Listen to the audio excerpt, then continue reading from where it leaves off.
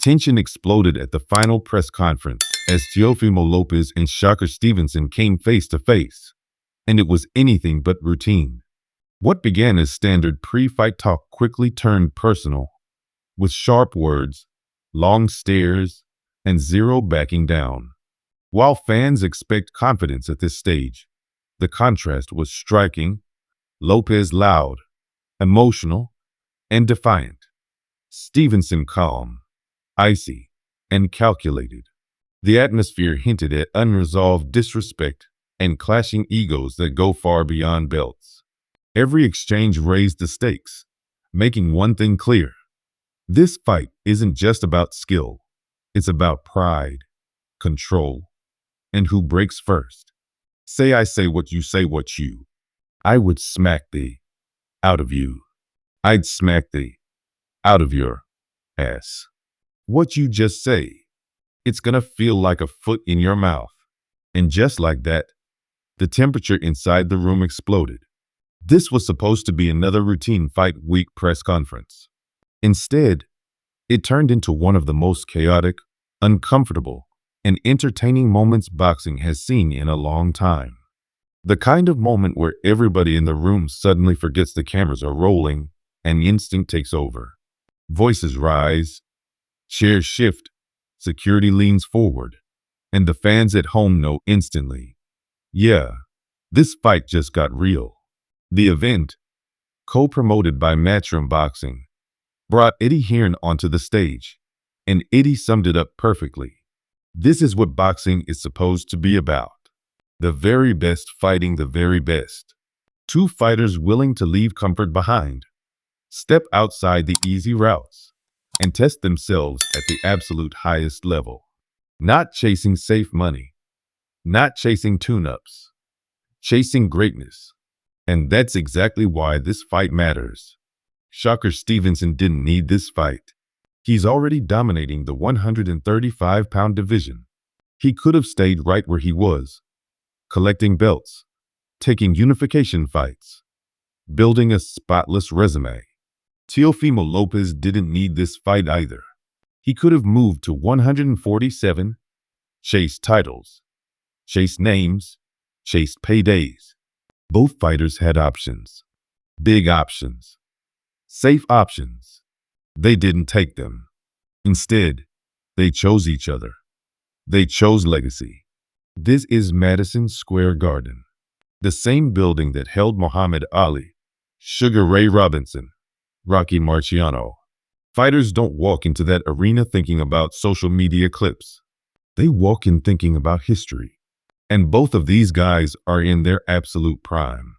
When the conversation shifted to Shakur's side, James Prince didn't mince words. He made it clear they weren't here to play nice. He said they were ready to kick some. He even went as far as saying he hoped Teofimo's father would be there to witness what was coming. Not to disrespect, but because moments like this deserve the whole team present. Then things got personal. Wine, champagne, old conversations, promises remembered very differently depending on who you ask. 1 minute it's jokes. The next minute it's say it again. That's when Keith Connolly stepped in, talking confidently about Teofimo's camp, the sparring, the focus, the readiness. And that's when the betting talk started. If you really believe that, James fired back. Why didn't you bet me? Paperwork. Real money. Not 1,000. Real stakes. Real confidence. That back and forth alone told you everything you needed to know about how serious both camps are. Then someone crossed a line. Voices overlapped. Words got reckless. Say what you said. I'd smack the out of you. It's gonna feel like a foot in your mouth. At that point, the press conference was hanging by a thread. Security stepped in. People yelling from the crowd. Fighters standing up. And somewhere in the chaos, someone said exactly what everyone was thinking. Can it be Saturday already? Once things finally cooled down, the focus shifted back to the fighters themselves. Shakur was asked about Jersey, about the 300 kids he's bringing from his hometown. the most tickets he's ever bought for one of his own fights. And that moment changed the tone completely. For Shakur, it's not just about winning. It's about showing kids from the same circumstances that it's possible, that discipline works, that staying focused matters, that you can come from where they come from and still end up on the biggest stage in boxing. When asked about the challenge Teofimo presents, Shakur didn't hesitate. Not much. Calm. Cold. No theatrics. Just confidence. But behind the scenes, the work tells a much deeper story. Inside Shakur's camp, there has been zero room for distractions.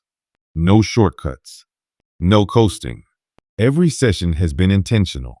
He understands that public support doesn't win fights. Preparation does. The final days of camp have been brutal. Long sessions. Heavy conditioning. Mental pressure. The kind of work that doesn't show up on Instagram but decides fights. Bag work.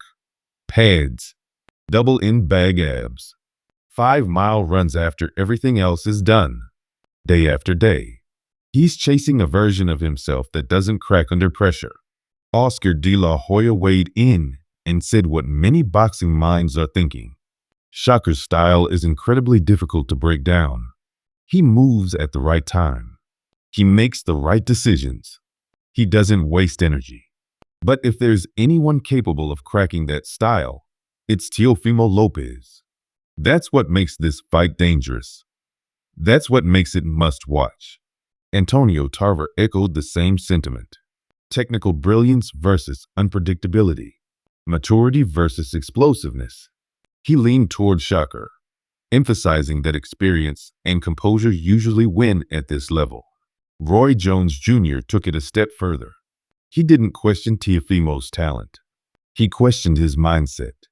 Because at this level, focus is everything. If Teofimo shows up locked in, disciplined, and clear-headed, he has a chance. If he doesn't, Shakur will make it look easy. On the other side, Teofimo's camp has been operating in silence. No cameras, no documentaries, no distractions. Heavy emphasis on bag work, power, timing, endurance. Pad sessions filled with explosive reactions and sharp combinations. Sparring partners rotated constantly to force adaptation.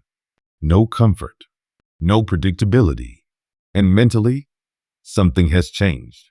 Those around Teofimo say this version is different, more intense, more ruthless. Critics have doubted him. Fans have questioned him.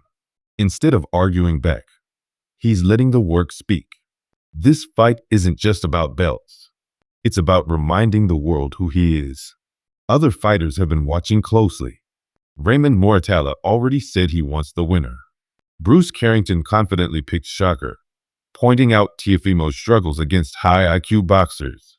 Ray Ford went even further, saying Teofimo's power isn't what people think and predicting a unanimous decision for Shakur. Sergio Mora flat out said beating Shakur Stevenson is one of the hardest tasks in boxing today. His ring IQ, maturity, and defensive awareness put him in elite company.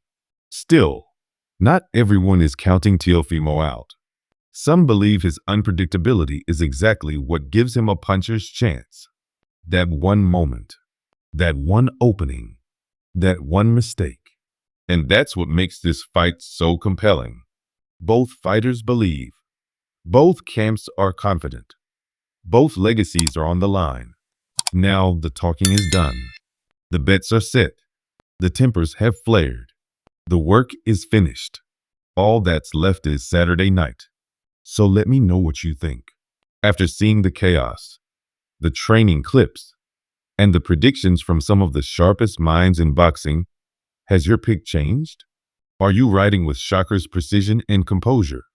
Or do you believe Teofimo's power and unpredictability steal the show? Drop your final pick in the comments. Tell us how you see it ending.